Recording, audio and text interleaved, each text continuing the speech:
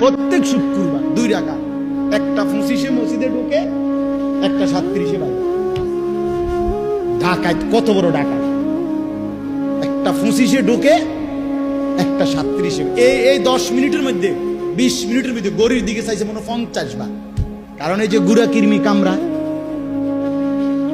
গুড়া কিরমি কামড়ায়, ইবলিসে কামড়ায়। ইবলিসে তো মসজিদের বাইরের থেকে ডাক দেয়, এতক্ষণ বইয়ে রয়েছে মসজিদে, কি করো, তাড়াতাড়ি বাইরে বেড়া। তোর মতো লোক কি মসজিদে বইয়ে থাকুন না? এই জন্য ইমাম সাহেব সালাম ফিরাইতে দেরি, সাথে সাথে মসজিদ থেকে বাইর হয়ে যায়।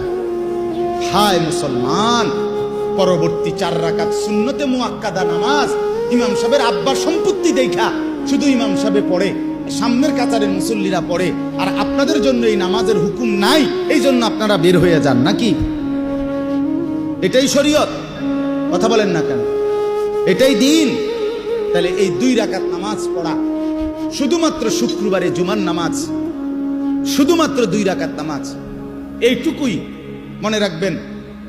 আমি নিজে কিতাবে পড়ছি, কোন বান্দার একটি আমল কবুল হলো কিনা এটার প্রমাণ হলো ওই বান্দাকে আল্লাহ তাআলা এটা কবুল করিলে দ্বিতীয়বার পরের আমল পুনরায় তাকে ওই আমল করার তৌফিক দেয়।